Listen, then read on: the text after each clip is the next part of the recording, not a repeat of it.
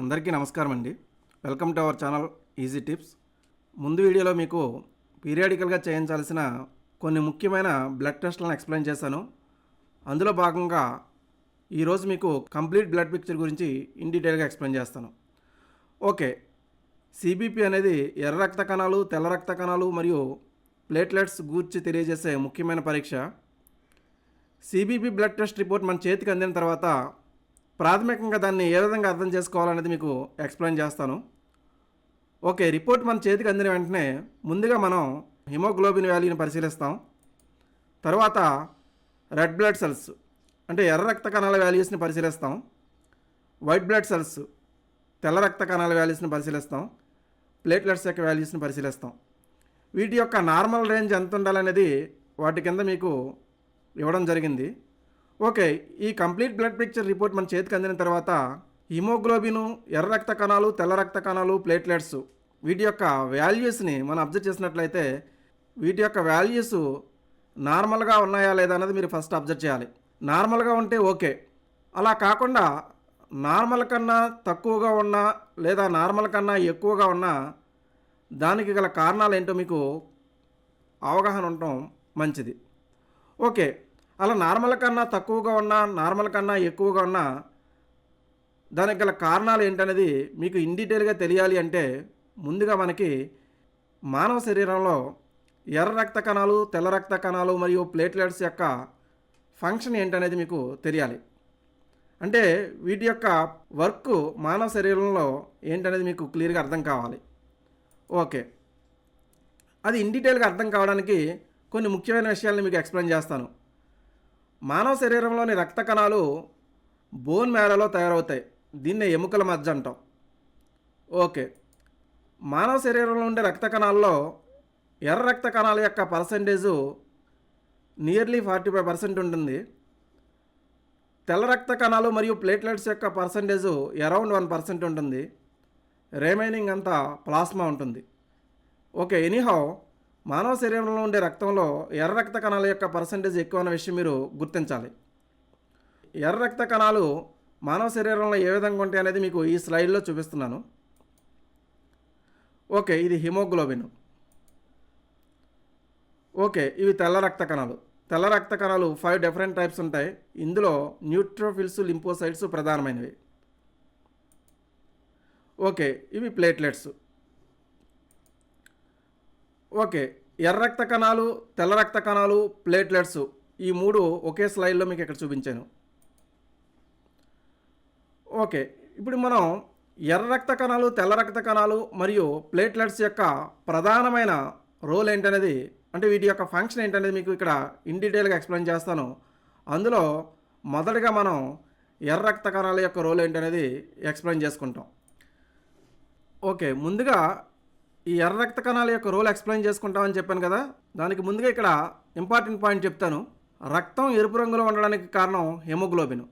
ఈ హిమోగ్లోబిన్ అనేది ఎర్ర రక్త కణాల్లో ఉంటుంది. ఈ విషయం గుర్తుంచుకోవాలి. అంటే ఎర్ర రక్త కణాల గురించి మాట్లాడుకున్నట్లయితే హిమోగ్లోబిన్ గురించి మాట్లాడుకున్నట్లే. హిమోగ్లోబిన్ గురించి మాట్లాడుకున్నట్లయితే కనుక మనం ఎర్ర రక్త కణాల గురించి మాట్లాడుకున్నట్లే. ఈ విషయం చాలా ఇంపార్టెంట్. అంటే ఎర్ర రక్త కణాలు మరియు హిమోగ్లోబిన్ ఇంటర్ రిలేటెడ్ అనే విషయం మీరు గుర్తించాలి. ఓకే, ఇప్పుడు ఈ ఎర్ర రక్త కణాలు ఏం చేస్తాయో ఎక్స్ప్లెయిన్ చేస్తాను. మానవ శరీరంలో ఉండే ప్రతి అవయవంలోని ప్రతి కణానికి ఈ ఎర్ర రక్త కణాలు ఆక్సిజన్ని సప్లై చేస్తాయి. అయితే ఇలా ప్రతి కణానికి ఆక్సిజన్ సప్లై చేయడంలో ఈ ఎర్ర రక్త కణాలు ఈ హిమోగ్లోబిన్ని వాహకం కింద ఉపయోగించుకుంటాయి. అంటే హిమోగ్లోబిన్ అనేది ఆక్సిజన్ని క్యారీ చేసే ఒక వాహకం. ఇది ఎక్కడుంటుంది? ఎర్ర రక్త కణాల్లో ఉంటుంది. ఇప్పుడు ఈ ఎర్ర రక్త కణాలు ఈ ఆక్సిజన్ ఏం చేస్తాయంటే మానవ శరీరంలోని ప్రతి అవయవంలోని ప్రతి కణానికి సప్లై చేస్తాయి. అంటే ప్రతి కణానికి ఆక్సిజన్ సప్లై చేయడంలో ఎర్ర రక్త కణాల యొక్క రోలు చాలా చాలా ఇంపార్టెంట్ అనే విషయం మీకు ఇక్కడ తెలియాలి. ఓకే, ఇక్కడ మానవ శరీరానికి అసలు ఎనర్జీ ఏ విధంగా అందుతుంది, మానవ శరీరంలోని ప్రతి కణానికి ఎనర్జీ ఏ విధంగా వస్తుందో మీకు ఇక్కడ బ్రీఫ్ ఇస్తాను. ఇప్పుడు మనం ముందుగా ఆక్సిజన్ని ముక్కు ద్వారా ఇన్హేల్ చేస్తాం, అంటే పీల్చుకుంటాం.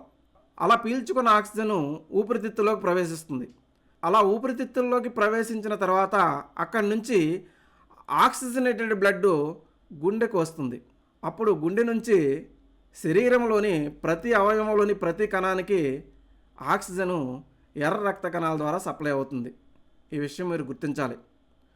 ఓకే, అంటే ఇప్పుడు ప్రతి కణం దగ్గర ఆక్సిజన్ మాలిక్యూల్ ఉంటుంది.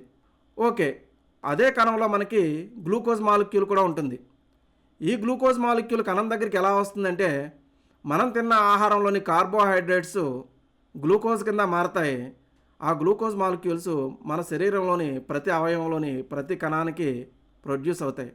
అంటే ఇప్పుడు ఈ కణం దగ్గర గ్లూకోజ్ మాలిక్యూల్స్ ఉన్నాయి, ఆక్సిజన్ మాలిక్యూల్స్ ఉన్నాయి.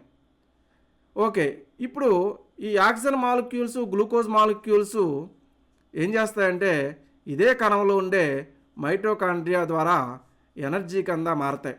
అంటే ఈ గ్లూకోజ్ మాలిక్యూల్స్ ఆక్సిజన్ మాలిక్యూల్స్ నుంచి ఎనర్జీని ప్రొడ్యూస్ చేయడంలో మైటోకాండ్రియా కీలక పాత్ర పోషిస్తుంది. మీకు ఇక్కడ అర్థం కావడానికి ఇక్కడ ఈక్వేషన్ ఇచ్చాను.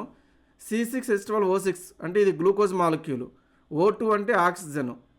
ఓకే, ఇవి రెండు మైటోకాండ్రియా సమక్షంలో ఈ రెండింటి నుంచి మైటోకాండ్రియా సమక్షంలో మనకి ఎనర్జీ ప్రొడ్యూస్ అవుతుంది. ఓకే, ఈ విధంగా ప్రతి కణానికి ఎనర్జీ సప్లై అవుతుంది.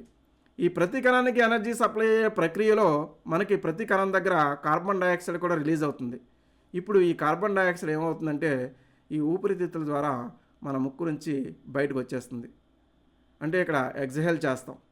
ఈ విధంగా శరీరానికి ఆక్సిజన్ అందడం, శరీరంలోంచి కార్బన్ డైఆక్సైడ్ బయటికి రావడం.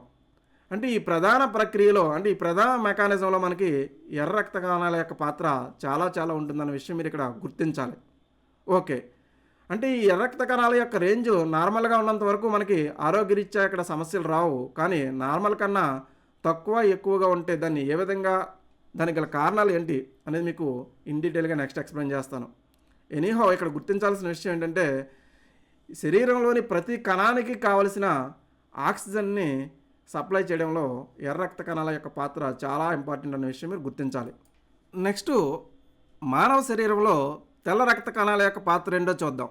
మన దేశాన్ని శత్రుమోకల నుంచి రక్షించడానికి ఆర్మీ, ఎయిర్ ఫోర్స్, నేవీ దళాలు నిరంతరం ఏ విధంగా అయితే శ్రమిస్తాయో మన శరీరాన్ని వివిధ రకాల వ్యాధుల నుంచి అంటే వివిధ రకాల ఇన్ఫెక్షన్స్ నుంచి, అవి బ్యాక్టీరియల్ ఇన్ఫెక్షన్స్ అవ్వచ్చు, వైరల్ ఇన్ఫెక్షన్స్ అవ్వచ్చు, లేదా ఫంగల్ ఇన్ఫెక్షన్స్ అవ్వచ్చు, ఏ ఇన్ఫెక్షన్స్ నుంచి అయినా మన శరీరాన్ని కాపాడడంలో ఈ తెల్ల రక్త కణాలు చాలా కీలక పాత్ర పోషిస్తాయి.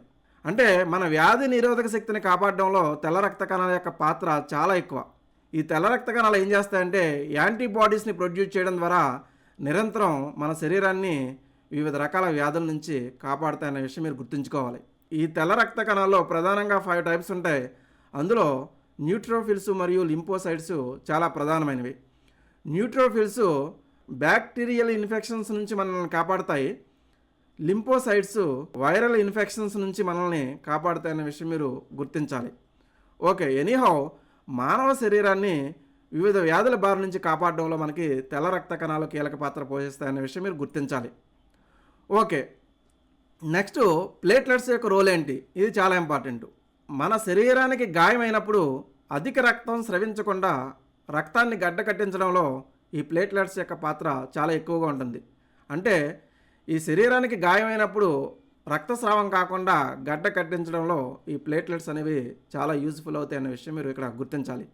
అంటే ఇక్కడ ఎర్ర రక్త కణాలు, తెల్ల రక్త కణాలు మరియు ప్లేట్లెట్స్ యొక్క ఫంక్షన్ ఏంటి అనేది మీకు ఎక్స్ప్లెయిన్ చేశాను. అంటే మానవ శరీరంలో ఎర్ర రక్త కణాలు, తెల్ల రక్త కణాలు మరియు ప్లేట్లెట్స్ యొక్క పాత్ర చాలా ఉంది కాబట్టి ఇవి నార్మల్ రేంజ్లో ఉన్నప్పుడు మనకి ఆరోగ్యంగా ఉన్నట్లు లెక్క. ఈ వాల్యూస్ నార్మల్ కన్నా తక్కువగా ఉన్నా ఎక్కువగా ఉన్నా దానికి గల కారణాలు ఏంటనేది కూడా మనం తెలుసుకోవాలనే విషయం మీకు ఈ వీడియో ద్వారా ఎక్స్ప్లెయిన్ చేయదలుచుకున్నాను. ఓకే, ఈ వాల్యూస్ మనకి నార్మల్ కన్నా తక్కువగా ఉంటే ఏ కారణాల వల్ల ఉంటాయి, ఎక్కువగా ఉంటే ఏ కారణాల వల్ల ఉంటాయి అనేది నెక్స్ట్ వీడియోలో ఎక్స్ప్లెయిన్ చేస్తాను. Thank you.